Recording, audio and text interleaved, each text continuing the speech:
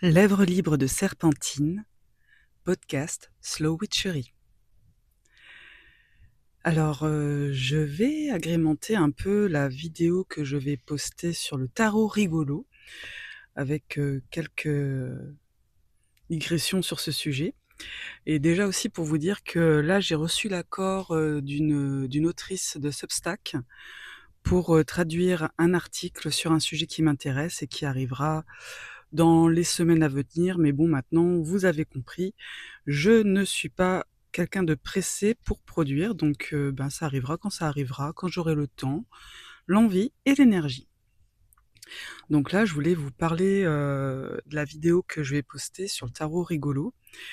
Hem, Mon fils, est très intéressé par ce que je fabrique dans ma pièce sorcière et étant donné qu'il est neurodivergent et qu'il y a très peu de domaines où il est très observant, attentif et à l'écoute, eh bien la sorcellerie, ça en fait partie. Alors je suis pas dans l'idée où, à 7 ans et demi, je vais lui, transmettre des choses très élaborées, c'est surtout des notions de respect, de façon d'observer le monde et grâce à ça, grâce au biais de la sorcellerie, j'arrive à avoir, des moments où je peux construire, avec lui, un rapport à la patience.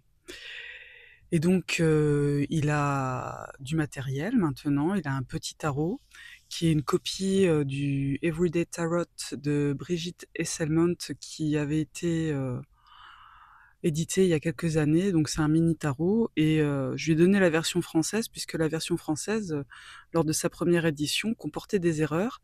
J'avais demandé, à la maison d'édition de m'envoyer les cartes corrigées, mais bon, quand elles sont arrivées, elles n'étaient pas coupées de la même façon et elles présentaient des différences de couleurs qui faisaient que, pour moi, ça le rendait inutilisable dans la pratique, du tarot.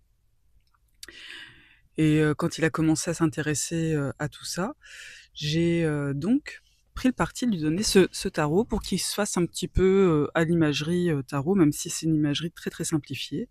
Mais au moins il lit, il s'intéresse, il développe son imaginaire. Bon, il a pas tellement besoin de ça, mais il n'empêche que ça lui permet de se concentrer sur quelque chose et ça, c'est super agréable pour moi et pour lui. Et donc l'autre jour, il a plu. On a profité d'une éclaircie pour aller se promener dans les bois, puis dans les bois, j'ai dit: «Écoute, ça t'intéresserait d'inventer des histoires avec le tarot?» Puis il m'a dit: «Oui». Donc quand on est rentrés, j'ai sorti mon Rider-Waite-Smith, classique. Il me dit: «Ah, on prend le mien?» J'ai fait: «Non, non, on prend celui-là, il y a les images sont colorées, il y a plus, de choses à regarder» et on a fait, quelques tirages comme ça avec, 3 cartes pour commencer, où il a inventé des histoires extraordinaires, où le 2 de coupe est devenu une usine qui fabrique des saucisses à tête de lion et là j'ai dit: «Non mais c'est trop drôle».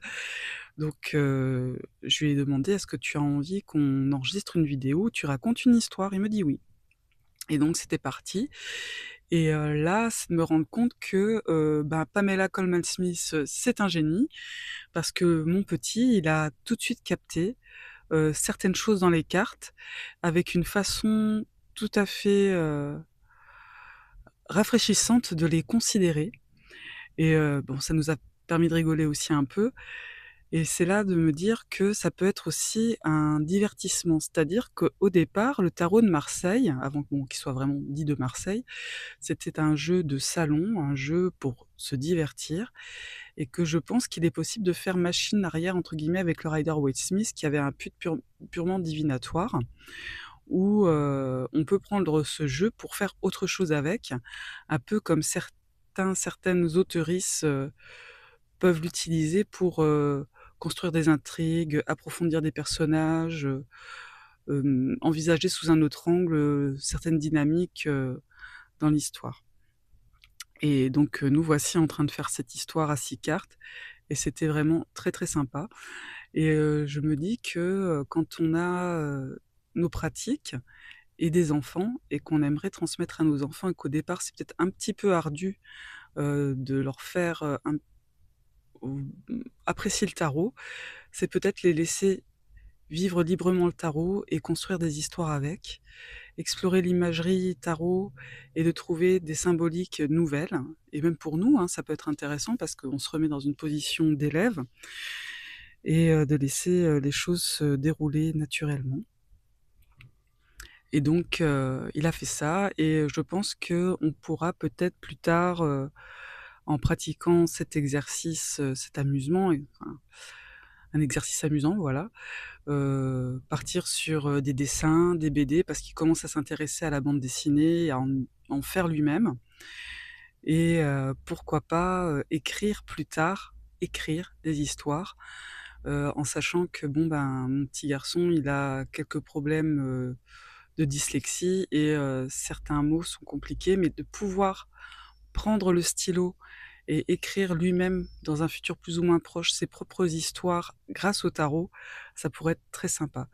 Donc je trouve que c'est vraiment, un outil extraordinaire et par extension aussi on peut voir, dans certains thérapeutes en psy qui utilisent, le tarot aussi pour que les gens puissent, aborder la séance, la consultation, commencer à parler d'eux ou du moins de sujets via le tarot, surtout si la parole au début est un petit peu bloquée, coincée, que ça manque, on va dire, d'impulsion première pour pouvoir entamer un dialogue. Donc je pense que parfois sortir notre jeu divinatoire pour faire autre chose avec, ça peut aussi être un grand moment, pas seulement pour progresser sur nos chemins spirituels ou avoir un petit aperçu du futur ou une meilleure compréhension de nos vécus intérieurs. Voilà, en espérant que ce partage-là, ben, vous fera plaisir et je vous dis à bientôt. Et coucou! Alors avec mon fils, on est en train de s'amuser avec le tarot divinatoire et dans le sens où on l'utilise en tant que divertissement pour créer des histoires, enfin notamment mon petit garçon de 7 ans et demi. Voilà, qui m'a déjà fait une belle usine à saucisses à tête de lion avec le 2 de coupe. Donc, il est apprenti sorcier, tiens à le préciser. Et pour dire que c'est un jeu, en fait, un amusement, c'est qu'il y a même ma compagne qui est là, mon épouse, pour participer à la construction de l'histoire. Donc combien de cartes tu m'as dit? 6 10. Non, 6. Non, 10. Non, 10 c'est trop. Oh, c'est mauvais. Eh bien, oui, là nous avons plein de cartes. Mais c'est pas possible, tu vas pas me faire Monsieur Loyal. Eh bien, on a des cartes, je dois raconter l'histoire. On a des cartes, on doit continuer l'histoire. Alors, il était une... Parmi toutes les cartes... Non, c'est en train de venir. Voilà. Alors. Oh. Il était une fois... Attends, je vais peut-être dézoomer un chouille. Non, ça c'est le soleil. Parce que là, on est un peu... on n'a pas assez de recul. Ah là là. Hop. J'y arrive pas. Hop. Ouais, on les a toutes. C'est bon, on les voit toutes. Ouais, vas-y. Alors, c'est quoi ton histoire? Alors, il était une fois un pêcheur avec des épées pour se protéger. Pourquoi il les transporte comme ça? Parce qu'en fait, c'était pour les protéger au cas où. Comme ça, ils pouvaient mettre des épées et les combattre. Nous avons un jongleur. Et voilà. Oui. Ouais. Et qu'est-ce qu'il fait d'après toi par jongler? Il essaie de gagner des sous et quand il bouge, ça fait bouger les vagues. Puisque je vois vraiment que ça fait bouger les vagues. Et elle, c'est la jongleur à côté. Elle aussi? Non, en fait, c'est une trompeuse, c'est une fée, voilà. Une fée, voilà, qui a des ailes. Et en fait, elle paraît que sa trompette, Ouais. elle peut hypnotiser les gens et ils sont tous venus tout nus et je sais pas pourquoi, mais la maison était inondée. Et après, nous avons le roi. Ah, ils sont tous venus tout nus. Et après, nous avons les rois. Le roi, Ça, c'est un roi? non, en haut. Lui? Ouais. Nous avons le roi avec ses 2 chats et il y en a un que j'ai l'impression qu'il est un peu trop gros parce qu'il est enceinte. Lequel? Le blanc. Tu trouves que celui-là, Ouais, ici. il attend des bébés, tu crois? Ouais. D'accord, ok. Et après, nous avons la reine, enfin son ex-reine. Et Ah, ils sont plus ensemble? non. Ils étaient ensemble avant? Ouais, parce que regarde, elle a la tête Mais ça baissée. a à voir quoi avec la fée, les gens tout nus et ceux-là? Faut faire une histoire qui soit cohérente. Oui, mais non, je vais faire mes Après, tu fais déjà une Oui. carte par une carte et après Oui. tu fais une histoire Oui, ensemble? en fait, Ok. je fais d'abord les résumés des personnages. Et après, nous avons la nouvelle reine. J'ai un numéro qui arrête pas de vouloir... Deuxième partie, on est sur celle-là. On a déjà Ah bon? vu cette année. Ok. On est sur celle-là. Du coup, là, c'est en fait, c'est la future reine parce qu'ils ont préparé le mariage, mais il y a eu la pluie. Du coup, ils ont décalé. C'est pas les mêmes personnes? Non. Et la future reine, c'est parce qu'elle le connaît lui? Là, Ou elle c'est va être reine toute seule de son pays? reine avec lui puisqu'ils sont dans le même pays. D'accord. Et aussi, et un jour, le valeureux avec le bateau, c'est-à-dire lui, il s'est cravé et à côté, parce qu'il s'est mis dans les vagues du jongleur. Et du coup, il arrive avec le jongleur.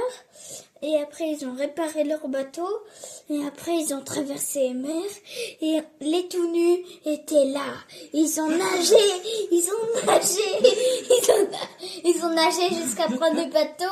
Et après, la flûte l'a emporté. Et du coup, elle voulait la remettre, elle, en haut dans les nuages. Elle voulait la reprendre. Et le roi, il les a vus au bord. Et après, l'ex, il était pris, sa coupe, on l'a volé. Du coup, on l'a pris. Du coup, elle a pourchassé. Et l'autre, et là, on voit une petite rivière ici. Elle a croisé, elle a fait... Ah! Et après, ils sont tombés dans le vide. Mais, par chance, ils se sont... Et après, c'était 5 ans passés. Ils étaient tous amis. Fin de l'histoire. Oui. T'en veux une autre? Attends.